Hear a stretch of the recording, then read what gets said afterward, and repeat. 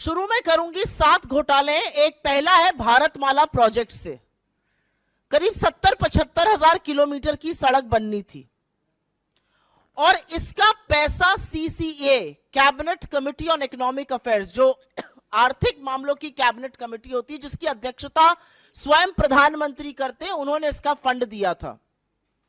और फंड ही नहीं दिया था, वो इसमें पैसा खर्चा कैसे होता है उसकी निगरानी भी करते हैं। इसमें जो भी टोटल, और इसका हम आपको प्रेस रिलीज में सारे फिगर्स दे रहे हैं, इसमें 15 करोड़ 37 लाख रुपए पर 1 किलोमीटर सड़क बननी थी। इन लोगों ने बढ़ाकर 32 करोड़ 17 लाख कर दिया, दुगने से भी ज्यादा। और ये पीएम की निगरानी में सीसीए की नाक के नीचे भारत सरकार के आंखों के सामने हो रहा था। सिर्फ पैसा ही नहीं दोगुना किया गया, इसमें और भी बड़ी धांधलियां सामने आई हैं। इसमें पता चला है कि फर्जी दस्तावेजों के आधार पर बिडर्स का चयन हो गया, बिडिंग प्रक्रिया में बड़ा फर्जीवाड़ा सामने आया है, विस्तृत परियोजना रिपोर्ट पर काम भी नहीं हुआ, एस्क्रो अकाउंट से करीब 3,500 करोड़ रुपए का हेरफेर हुआ। और सबसे बड़ी बात यह है कि इसके किसी भी जब रोड बनता है तो एक सेफ्टी कंसल्टेंट रखा जाता है कि आपके और हमारे जैसे लोग जो इस देश के नागरिक हैं जब सड़क पे चलें तो सुरक्षित रहें।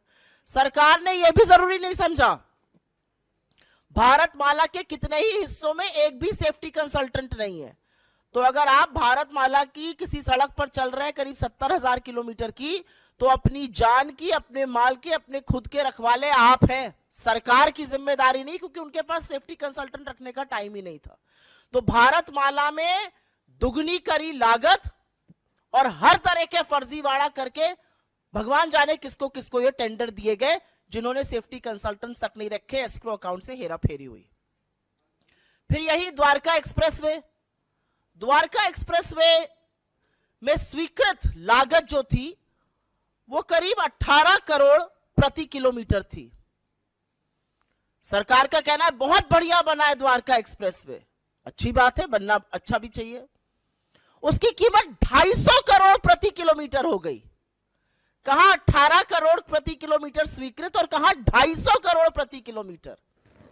और आप ये सोचिए कि 2 किलोमीटर बनाने में 500 करोड़ खर्चा हो गए और उस 500 करोड़ में मंगलयान पहुंच गया।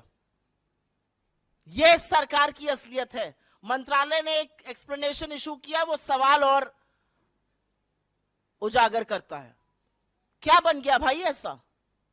कौन सा ऐसा विश्व का 8वां 9वां अजूबा बना जिसकी कीमत 18 करोड़ से बढ़कर 250 करोड़ प्रति किलोमीटर हो गई? अब ऐसा हाईवे बना हुआ जिसमें आप चेहरा देख सकते होंगे, अन्यथा तो इतना कीमत बढ़ना बड़ा मुश्किल का काम है। महंगाई की वजह से इतनी कीमत बढ़ नहीं सकती है क्योंकि एस्केलेशन कॉस्ट उसमें होती है। तो ये कमीशन खोरी है, किसने पैसा खाया इसमें? तीसरी, टोल में लूट। आप सब लोग तो खूब टोल देते होंगे आते जाते वक्त। अगर दिल्ली से मुंबई आज जाना हो तो 6,000 रुपए का तो आप टोल ही दे दीजिएगा सड़कों पर, और मजाक नहीं कर रही हूं, जाकर देखिएगा 6,000 रुपए का टोल दिल्ली से मुंबई अगर आपको दूरी नापनी है सड़क से। एनएचएआई का रूल है कि अगर टोल के पास या टोल वाली जो सड़क है उस पर कंस्ट्रक्शन होता है तो टोल की कॉस्ट 75% कम होगी। ऐसा नहीं किया गया। मात्र 5 टोल बूथों का, मात्र 5 टोल प्लाजा का सीएजी ने एक रैंडम ऑडिट किया और उसमें पता चला कि करीब करीब 132 करोड़ रुपए अवैध वसूल लिए गए लोगों से। ये मात्र 5 टोल प्लाजाओं की बात कर रही हूं। अगर पूरे देश के टोल प्लाजाओं का ऑडिट हो जाए तो सोचिएगा कितना लाखों करोड़ों का गबन हुआ है। और सड़क पे कौन चल रहा है? सड़क पे धन्ना सेठ चल रहे हैं या आप जैसे और हमारे जैसे मध्यम वर्ग, निम्न मध्यम वर्ग, गरीब लोग चल रहे हैं बसों से, गाड़ियों से, और वो सारा कॉस्ट निकालता है। तो 132 करोड़ तो टोल में लूटे। और एक और ऑडिट में पता चला है कि करीब 135 करोड़ एनएचएआई ने राजस्व का नुकसान किया। एक कंसेशन अग्रीमेंट होता है वो कर करके। आयुष्मान भारत, पूरे वक्त लोकसभा में यही सुनाई दे रहा था, हर जगह प्रधानमंत्री इसकी बात करते हैं। ये तो घोटालों का योजना निकली। आयुष्मान भारत में 7.5 करोड़ लोगों का, 7.5 लाख लोगों का, सॉरी, एक नंबर से रजिस्ट्रेशन हुआ है। आप किसी भी आधार सेंटर जाइए, किसी भी आयुष्मान सेंटर जाइए, वो सबसे पहले आपसे आपका फोन नंबर पूछते हैं। एक नंबर से 7.5 लाख लोगों का रजिस्ट्रेशन। और यही नहीं, आयुष्मान भारत के तहत 88,760, मोटा मोटा 88,000 मान लीजिए, उन रोगियों का भुगतान हुआ है जिनकी मृत्यु हो चुकी थी। मृत लोगों का इलाज दिखाकर क्लेम क्या भुगतान हुआ है। अब ये किसके पास गया है ये नहीं पता, लेकिन लाभार्थी के खाते में तो ये बिल्कुल नहीं गया है। 88,000 मृत लोगों के फ्रेश इलाज का क्लेम दिखाकर उस पर धांधली हुई है। और जैसा कि मैंने आपको बताया, 7.5 लाख लाभार्थी एक नंबर से जुड़े हैं।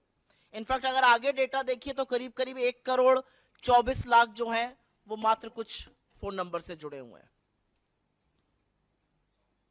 भगवान की बात ना हो ऐसा कैसे हो सकता है? और वो राम जो सबके आराध्य है। अयोध्या में एक भव्य राम मंदिर बन रहा है। जमीन में जितनी दलाली भारतीय जनता पार्टी के नेता, एसडीएम, कानूनगो सब मिलकर कर सकते थे, बड़े बड़े नेता, ट्रस्ट के लोग, वो तो खूब हुई, वो आप लोगों ने देखा। और सरकार की बेशर्मी कह लीजिए या थेथराई कह लीजिए, एक शब्द उस पर बोला नहीं गया। अब पता चल रहा है कि अयोध्या डेवलपमेंट प्रोजेक्ट में भी खूब धांधली हो रही है। और धांधली ऐसी वैसी नहीं हो रही है, पैसा जो जनता का है वो जा रहा है ठेकेदारों के गल्ले में, अनुचित लाभ पहुंचाया जा रहा है। ऐसे ऐसे ठेकेदारों को जीएसटी का भुगतान हो रहा है जिनका रजिस्ट्रेशन कैंसिल हो चुका है। सिंचाई विभाग ने तो ऐसे लोगों को ठेका दे दिया जो अयोग्य थे। जो कार्यान्वयन एजेंसी है उत्तर प्रदेश राजकीय निर्माण निगम, उन्होंने परफॉर्मेंस गारंटी का एक पैसा होता है जो ठेकेदारों से जमा कराना होता है, वो तक जमा नहीं कराया। तो ये तो भगवान के नाम पर लूट मची हुई। पहले जमीन की धांधली में सस्ते में जमीन लेकर महंगे महंगे दामों में ट्रस्ट को बेचकर खूब पैसा कमाया इन तथाकथित राम भक्तों ने। हमारे आराध्य को, हमारे ईश्वर को भी नहीं छोड़ा। और अब उसी अयोध्या डेवलपमेंट प्रोजेक्ट में बड़ा घोटाला सामने आ रहा है कि करीब करीब 20 करोड़ रुपए तो ऐसे ठेकेदारों के गल्ले में गए जो अयोग्य थे। रजिस्ट्रेशन कैंसिल, जीएसटी का भुगतान आ रहा है। ग्रामीण विकास मंत्रालय, रूरल डेवलपमेंट मिनिस्ट्री, ये छठा घोटाला सामने आया है। क्या कहता है ये घोटाला? इसमें पेंशन का एक प्रयोजन होता है। वो पेंशन किसको जाती है? वो पेंशन जाती है वृद्धा पेंशन, विधवा पेंशन और विकलांग पेंशन।